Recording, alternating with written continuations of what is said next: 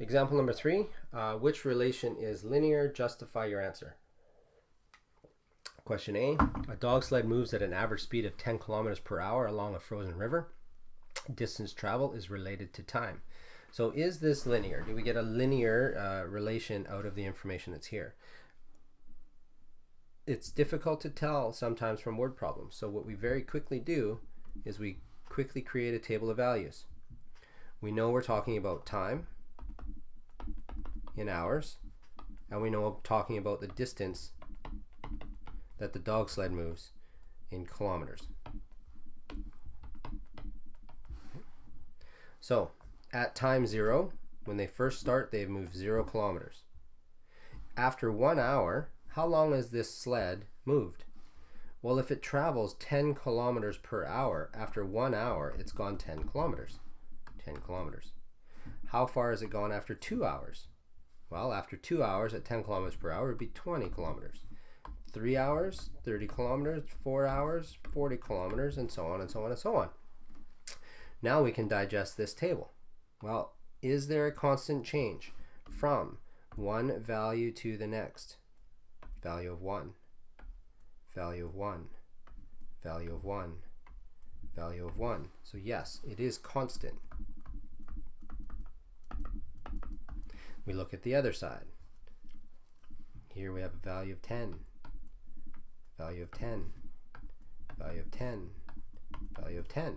Again, also constant. Whoops. So because both the independent and dependent variables increase or decrease, whatever it happens to be, this relation is linear. So because they're constant in both, this relation is linear. Question B. The area of a square is related to the side length of a square. Well, let's look at, well, if this was the side length,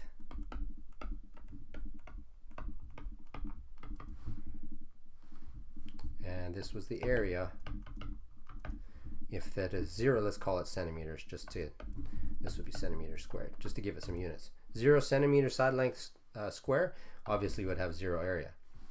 If I had 1 centimeter on a side length of a square, what would the area be? Remember that the area of a square is s squared, each side being s, so s times s. In this case it would be 1 times 1, so my area would be 1. If it was 2, now I have a square, be 2 by 2, side times side, 4. 3 times 3 is 9, 4 times 4 is 16. I think you get the idea.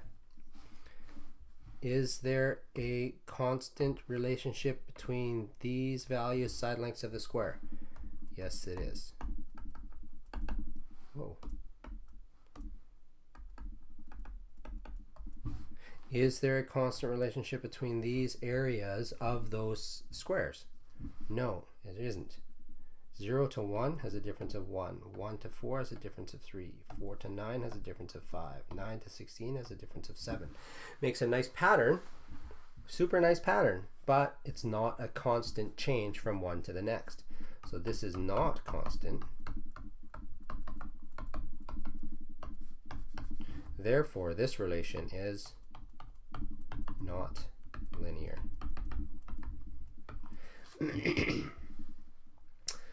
Some questions noted at the bottom of the page here for section 5.6. There's probably some kind of checkpoint somewhere between 5, I don't know, 2 and 3 maybe, or 3 and 4. Maybe another one, maybe right after 5.6. Would be a good idea to have a look at those questions as well, because I'll probably have a look at that tonight and maybe assign that. Have Miss Nesbitt assign that. So just remember, in order to become better at all of this stuff, you just have to practice, practice, practice.